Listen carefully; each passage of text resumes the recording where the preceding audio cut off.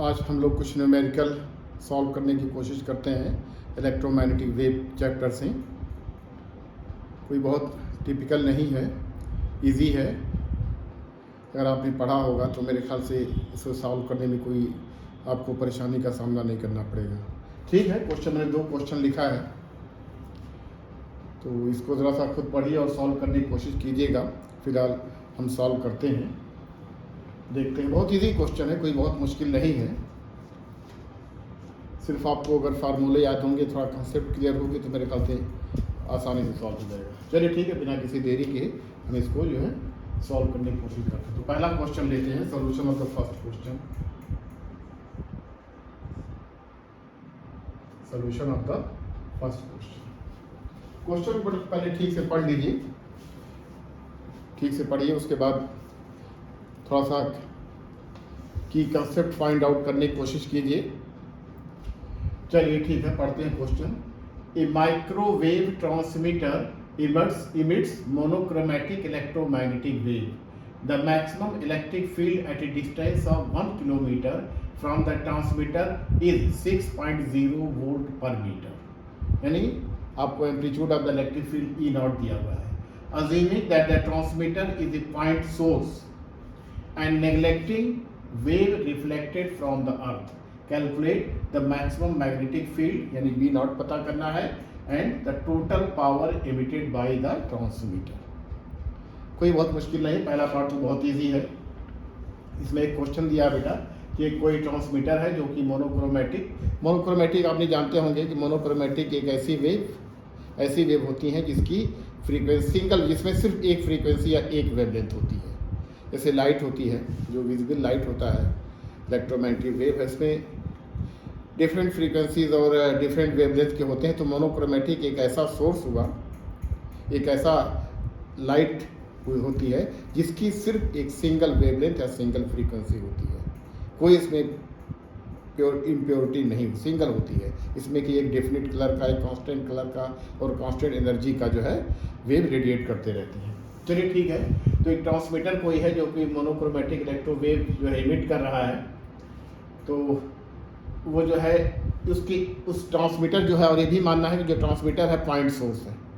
Transmitter क्या हमारा है, ये पॉइंट सोर्स है। जैसे कोई होता है, जैसे पॉइंट सोर्स है, तो इस ये पॉइंट सोर्स है, डिफरेंट डायरेक्शन में वेव दे रहा है, इधर भी, इधर भी, इधर भी, इस साइड में, ऑल साइड में रेडिएट कर रहा है। अर्थ पे ही कहीं, अर्थ के रखा हुआ कहीं है वो जो है कहीं, तो जो अर्थ पे जो आ रही है, जो उसका जो मैग्नेटिक फील्ड जो आ रही है, उससे 1 किलोमीटर की दूरी पर उसका जो वैल्यू है, एम्पलीट्यूड है इलेक्ट्रिक फील्ड का, ई नॉट जो है हमारा 6 है। चलिए ठीक है, नोट कर लेते हैं।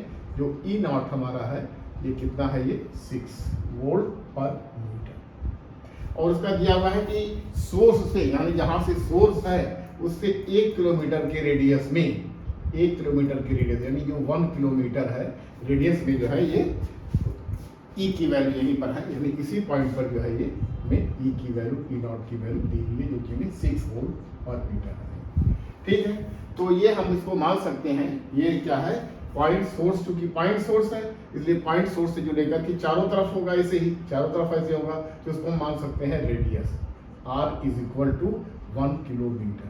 1 किलोमीटर मीन्स 1000 मीटर, या इसको लिख सकते हैं 10 to the power 3 metre r हमारा। तो ठीक है, कोई बात नहीं, पहला पार्ट बहुत आसानी से हो जाएगा। फर्स्ट पार्ट में कैलकुलेट करना है मैक्सिमम मैग्नेटिक फील्ड। हम आप जानते हैं कि मैग्नेटिक फील्ड पता करनी है हमको, जहाँ पर इलेक्ट्रिक फील्ड 6 वोल्ट है उसी पॉइंट पे मैग्नेटिक फील्ड कितनी होगी। तो ठीक है, चलिए एक फार्मूला हम जानते हैं, E naught into B naught is equal to C होता है। तो पता ही बस इसी फार्मूले पर है, हमें बी नॉट पता करनी है। तो इससे जो हो जाएगा, हमें बी नॉट जो होगा, B naught will be equal to E naught upon C। E naught की वैल्यू दी हुई है, E naught की वैल्यू कितनी दी हुई है, 6 दी हुई है, 6.0। और C जो है स्पीड ऑफ लाइट है, इसकी वैल्यू हम जानते हैं 3 × 10 टू द पावर 8 मीटर होती है।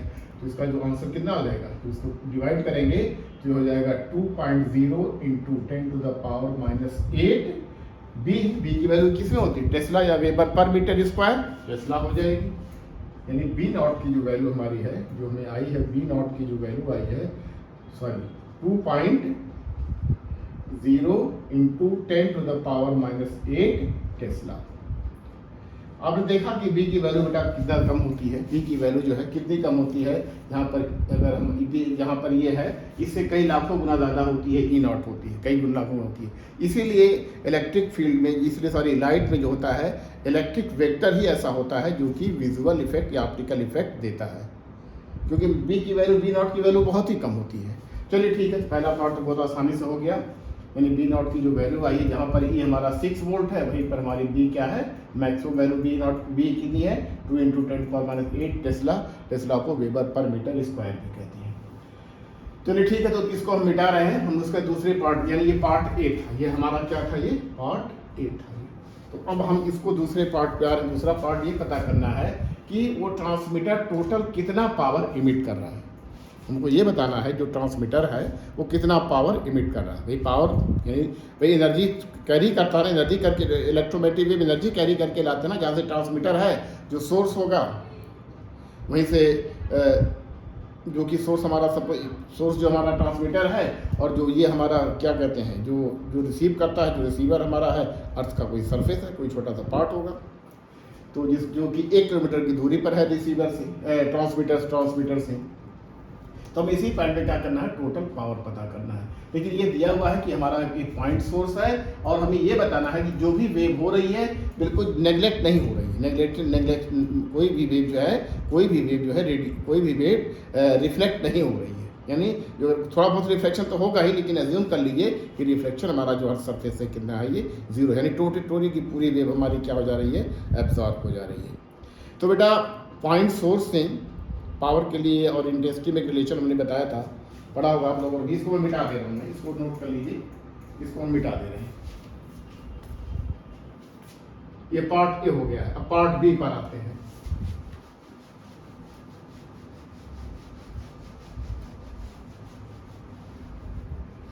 ये पार्ट बी पर आते हैं।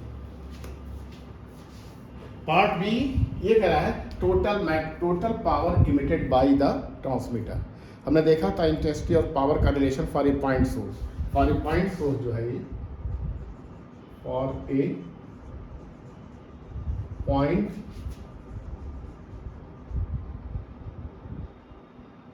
सोर्स हमने रिलेशन पढ़ा था, पावर और इंटेंसिटी में जो रिलेशन होता है, यानी I is equal to P upon 4πr square, या इसको लिख सकते हैं P upon E, where A is the area, surface जो एरिया है, तो जो एक पॉइंट सोर्स के लिए वैलिड होता है।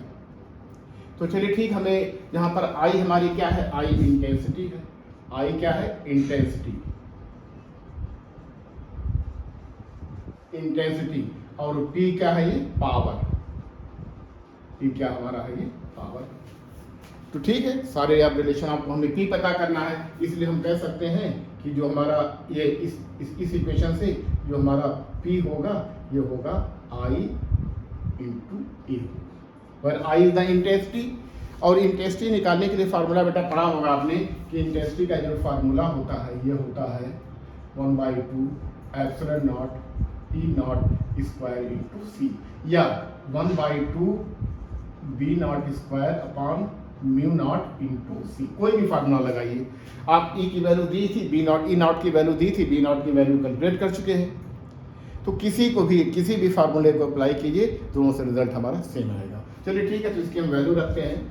I की जो वैल्यू हमारी, मतलब हम इलेक्ट्रिक फील्ड लेकर के सॉल्व करते हैं। इलेक्ट्रिक फील्ड लेकर के जो इंटेंसिटी हमारी है, half epsilon not E not square into C into area, पर एरिया इज 4πr स्क्वायर, यानी इसको हम लिख सकते हैं इस तरह से 1/2 epsilon not E not square C into 4πr square. Surface area होगा पॉइंट सोर्स के लिए 4πr स्क्वायर होगा। तो ठीक है, आपको सारी वैल्यू आपको पता है। देखिए E नॉट की वैल्यू पता है, एप्सिलॉन नॉट की वैल्यू पता है, C की वैल्यू पता है, 4π तो कांस्टेंट है, R की वैल्यू भी पता है, 1 किलोमीटर 10⁻³ है। लेकिन कैलकुलेशन में रखेंगे तो हो सकता है कैलकुलेशन में थोड़ा टाइम लगे, लेकिन एक जो है थोड़ा सा अप्रॉक्सीमेशन लगाइए, जो आपने पढ़ा होगा कि कि जब कूलॉम्स लॉ पढ़ रहे तो उसमें आपको बताया गया था कि 1/4 pi epsilon naught, sorry 1/4 pi into epsilon naught is equal to 9 into 10 to the power 9। ये पढ़ चुके थे पहले, आप जानते हैं। तो ठीक है, आप इसको मत कीजिए, तब भी आपका जो है सारी वैल्यू पुट कर दीजिए, आपका रिजल्ट आ जाएगा। लेकिन जब इसको करेंगे थोड़ा सा आपके कैलकुलेशन में आसानी हो जाएगी, कैलकुलेशन थोड़ा सिंपल कैलकुलेशन हो जाएगा। यानी जो P हमारा है, P is equal to 1/2 epsilon naught. ये जो हमारा है बेटा 4 पाई को इधर ले आइए, 4 पाई थोड़ा ऐसे लिख लीजिए, यानी ये हो गया 4 pi into epsilon naught E naught square C into R square, C into R, sorry epsilon naught लिखने की जरूरत ही नहीं है, तो लिख लीजिए। यानी ये हमारा हो गया E naught square C into R square. यहाँ पर आर की वैल्यू 10⁻³ मीटर में, इसको किलोमीटर में था सॉरी, रख लीजिए। अब इसको देखिए 4 पाई एप्सिलॉन नॉट, यानी ये जो वैल्यू हमारी है 1/2 into 4 pi epsilon naught E naught square C into R square. जब 1/4 पाई एप्सिलॉन नॉट 9 इंटू 10⁻⁹ होती है, तो इसलिए जो 4 pi epsilon naught will be equal to 1/9 into 10⁻⁹ हो जाएगी। ये तो जानते हैं, कर लेंगे। अब सारी वैल्यू सब्स्टिट्यूट कर दीजिए, यानी जो पावर होगा P will be equal to half, इसकी जो वैल्यू रखिए, ये रखिए 1/9 इंटू 10⁻⁹, यानी हमने इसकी वैल्यू यहाँ पर इस तरह से सब्स्टिट्यूट कर दिया है। ई नॉट की वैल्यू पता है, ई नॉट की वैल्यू होती है 6 का स्क्वायर, सी की होती है 3 इंटू 10⁻⁸, और जो आर हमारी है 1 किलोमीटर मीन्स 10⁻³ का स्क्वायर हो जाएगा। तो ठीक है, बहुत आसानी हो गई, बहुत आसानी से आपने देखा, थोड़ा इसको रखने से हमारी कैलकुलेशन इजी हो गई है। तो चलिए ठीक है, इसको फिर से सॉल्व करते हैं। यानी ये हो जाएगा 1/2 इंटू 1/9 इंटू 10⁻⁹ इंटू 6 का स्क्वायर 36, सी की वैल्यू हो जाएगी 3 इंटू 10⁸ इंटू ये हो जाएगा 10⁻³ का स्क्वायर, तो 10⁻6 हो जाएगा। Very good. तो ठीक है, इसको थोड़ा सा कैलकुलेशन करिए, हालांकि इसकी वैल्यू सब्स्टिट्यूट कर लीजिए तो आप आ जाएगा रिजल्ट।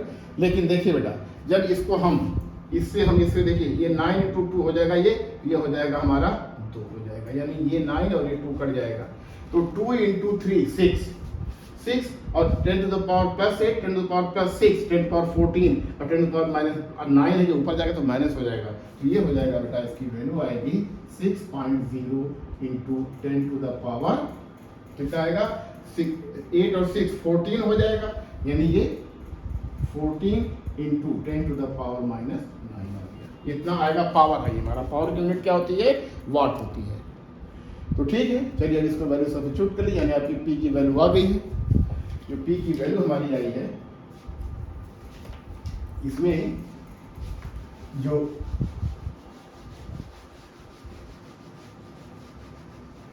जो P आई है, P की वैल्यू जो आई है, यानी जो P आई है, ये आया है 6.0 इंटू 10⁻14 - 9 है 10⁵ वाट आएगी।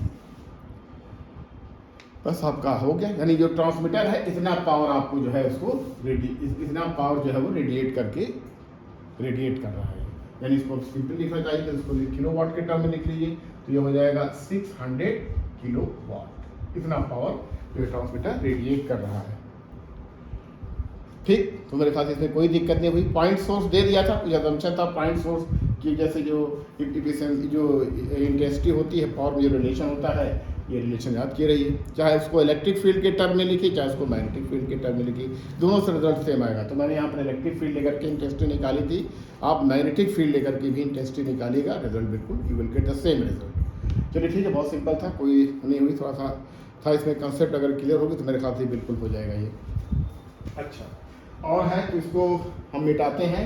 अब दूसरे क्वेश्चन पर आते हैं, यानी ये पार्ट बी भी आ गया, पावर जो आ गया, यानी जो हमारा पावर आ गया है, यानी part B 6 100 kilowatt power transmitter हमें रेडिएट करके दे रहा है। अब चलिए ठीक, दूसरे क्वेश्चन को देख। दूसरा क्वेश्चन कुछ नहीं करना है, बस सिंपल सा है, एक फार्मूला है जो कि बहुत पहले से पढ़ते आ रहे हैं आप, उसी का है और कुछ है नहीं है। उसे किसी जब पहले इंजीनियरिंग का एग्जाम होता था किसी उसमें डिफरेंट स्टेट्स के लिए, उसमें किसी में क्वेश्चन आया नहीं था। तो ठीक है, दूसरा क्वेश्चन देखते हैं। Question number part A. The magnetic field amplitude of an electromagnetic wave is 2 × 10⁻⁷ Tesla. यानी जो मैग्नेटिक फील्ड एम्पलीट्यूड है उसकी जो वैल्यू दी हुई है, यानी हमें दिया हुआ है B naught. B naught is equal to 2 × 10⁻⁷ tesla. Tesla या वेबर पर मीटर, इस पर जो भी लिखा हुआ। Calculate the electric field amplitude. हमें बस इलेक्ट्रिक फील्ड एम्पलीट्यूड बताना है। इलेक्ट्रिक फील्ड एम्पलीट्यूड बताना है। इसमें दो केस दे दिया है, when the wave is traveling in free space, और क्या दूसरा क्या है, when the wave is traveling in a medium in which the speed of wave is 0.75 × c। यानी एक बार ये दिया हुआ कि ई नॉट की वैल्यू हमें निकालनी है जब वेव हमारी फ्री स्पेस में ट्रैवल कर रही है। अब जानते हैं फ्री स्पेस में जो स्पीड होती है इलेक्ट्रोमैग्नेटिक वेव, वो लाइट की स्पीड के इक्वल होती है, जिसकी वैल्यू 3 × 10⁸ मीटर होती है in free space. In free space speed of electromagnetic wave is equal to c। इसकी वैल्यू होती है 3 × 10⁸ मीटर पर सेकेंड। अच्छा, ये तो फ्री स्पेस में है। किसी और अगर कोई मीडियम आ गया, सपोज करें मीडियम हमारा वाटर है या किसी और तरह का मीडियम है, वैसे एयर और फ्री स्पेस दोनों में एयर स्पीड से सेम ली जाती है, लेकिन कोई दूसरा मीडियम अगर चेंज हो जाता है एयर या वैक्यूम से अलग, तो उसमें जो है सी की वैल्यू चेंज हो जाएगी।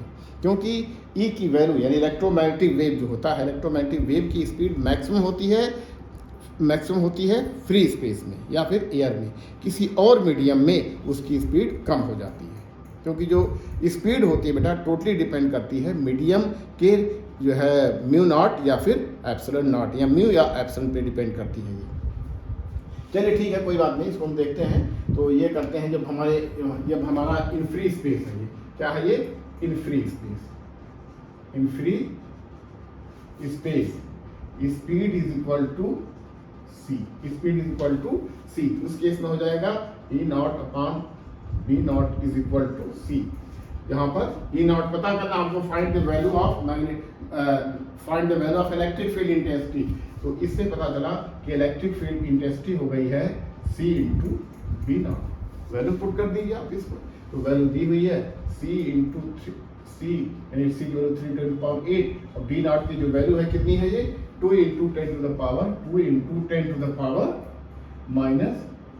है। इसको जब सॉल्व करेंगे बेटा तो 3 × 2 6 हो जाएगा और 10⁻+8 10⁻⁻7 ये हो जाएगी 3 × 2 × 10 हो जाएगी, यानी 60 वोल्ट पर मीटर। 60 वोल्ट पर मीटर। अच्छा, अब इसका दूसरा पार्ट जो है, यानी जो फ्री स्पेस में जो ई नॉट की वैल्यू होगी, एम्पलीट्यूड की वैल्यू होगी, इलेक्ट्रिक फील्ड के एम्पलीट्यूड की वैल्यू होगी, वो 60 वोल्ट पर मीटर होगी। अब कह रहा कि मीडियम में है, in a medium, in a medium in which the speed of the wave is 0.75 c। यानी मीडियम स्पीड कम हो गई, यानी उसकी जो c थी 0.75 यानी 75% ऑफ c। इसको कह सकते हैं क्या, 75% ऑफ c।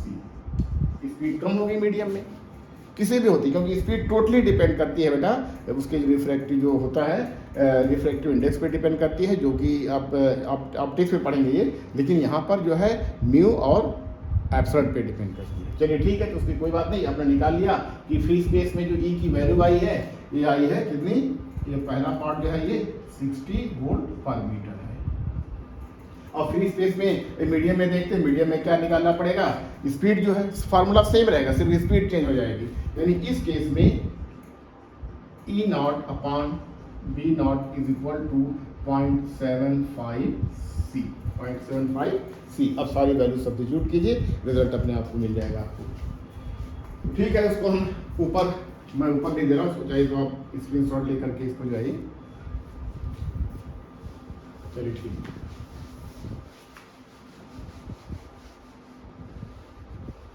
यानी पार्ट ए हो गया। पार्ट बी जो है, जो हमारा जो पार्ट बी है, इसमें देखा आपने जो पार्ट बी है, E naught upon B naught is equal to 0.75 C. This implies that E naught is equal to 0.75 C into B naught। तो लिखिए इसको, सारी वैल्यू पर लिखिए, यानी E naught की जो वैल्यू आएगी 0.75 C, यानी 0.7 C की वैल्यू लिख दीजिए into 3 into 10 to the power 8 into B naught की वैल्यू कितनी थी, 2 into 10 to the power -7, 2 into 10 to the power -7। देखिए बेटा 0.75, ये 0.75 है और ये है C, बस। और ये B की वैल्यू है, तो इसको रखिए, अब इसको सॉल्व कीजिए। इसको जब सॉल्व करेंगे तो ये हो जाएगा हमारा कितना, 0.75 इंटू 6 इंटू 10 इंटू 10 हो जाएगी। यानी अब जो इलेक्ट्रिक फील्ड का जो एम्पलीट्यूड है वो भी जो है 75% ही रह जाएगा, यानी 25% कम हो जाएगा। तो ठीक है जी, इसको सॉल्व करेंगे तो ये हो जाएगा, ये 6/5 द, इसको कर लीजिए 60 कर लीजिए, इसको 0.75 इंटू 6 इंटू 10, ये इसको जब करेंगे 6/5 द 30 और 6 for the 42, 45, यानी 2.0 लगाइए इंटू 10 कर दीजिए, यानी ये हो गया 45 वोल्ट पर मीटर। यानी मीडियम में जिसमें स्पीड कम हो गई है इलेक्ट्रोमैग्नेटिक स्पीड की, उसमें ई नॉट की वैल्यू भी घट करके 60 से 45 हो गई है, यानी 75% ही रह गई है। जब हमारा फ्री स्पेस में 60 थी तो मीडियम में 45 वोल्ट पर मीटर हो गई बेटा। तो ठीक है, दोनों बहुत ही सिंपल क्वेश्चन थे। स्पीड जो होती है बेटा, स्पीड ऑफ लाइट जो होती है, आपने पढ़ा होगा कि एक यहाँ पे मैं और एक बुक बता दूँ मैं,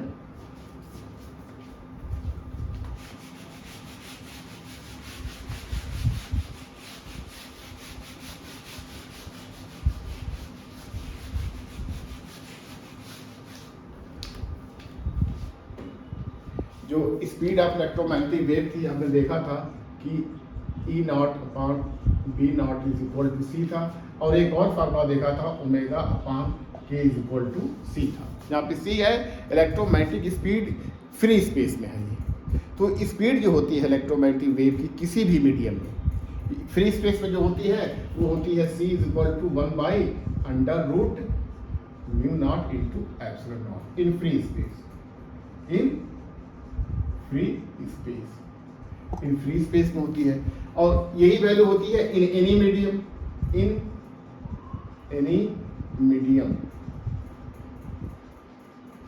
जो स्पीड जो होगी बेटा वो हो जाएगी कितना, 1/μ इंटू एप्सिलॉन, जिसकी वैल्यू होती है 1/μr into μ0।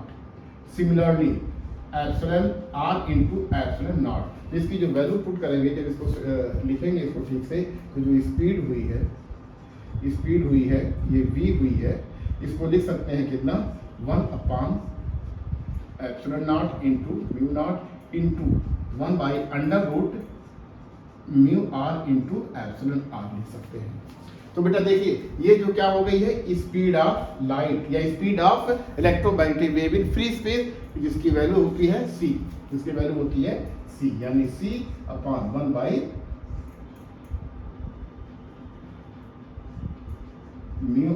Into epsilon r। तो ये हो गई बेटा स्पीड किसी भी मीडियम में, यानी स्पीड जो होगी थोड़ा सा c से कम हो जाएगी, जैसा भी हो, म्यू आर या उसकी म्यू आर और एप्सिलॉन आर रिलेटिव परमेबिलिटी है।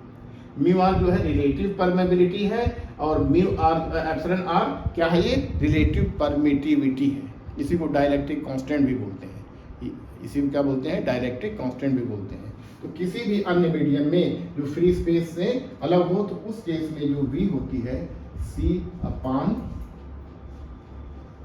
Mu R into epsilon R, where mu R and epsilon R are the relative permeability and relative permittivity of the medium. इसीलिए जो होती है इसकी वैल्यू से कम हो जाती है स्पीड से, क्योंकि इसकी कुछ ना कुछ वैल्यू आएगी जो कि 1 से ज़्यादा ही होगी, क्योंकि फ्री स्पेस की में ही वैल्यू जो है ये सबसे कम होती है, किसी और में जो होगी इसकी वैल्यू जो है थोड़ा ज़्यादा होगी तो ये कम हो जाएगी इसकी वैल्यू जो है। चलिए ठीक है बेटा, तो इसको रखिए, याद कीजिए, बस इतने आज के लिए इतना ही है। देखिए क्वेश्चन, इससे बहुत से क्वेश्चन आते हैं, बहुत ही सिंपल होते हैं, लेकिन इसको प्रैक्टिस कीजिए खूब, क्योंकि प्रैक्टिस करने से आपका टाइम बेटा एग्जाम में बहुत बच जाएगा, बहुत ही टाइम आप मैनेजमेंट कर लेंगे, प्रैक्टिस आपने अच्छी तरह से किया है तो ठीक है। आपको सारे सब्जेक्ट्स भी देखने हैं, फिजिक्स, केमिस्ट्री, बायो भी देखना है, मैथमेटिक्स भी देखना है जेईई के लिए जो है पूरा। तो अगर आपको रियली अगर आप सीरियस है तो खूब प्रैक्टिस कीजिए, खूब मेहनत कीजिए, टाइम बहुत कम रह गया। Thank you.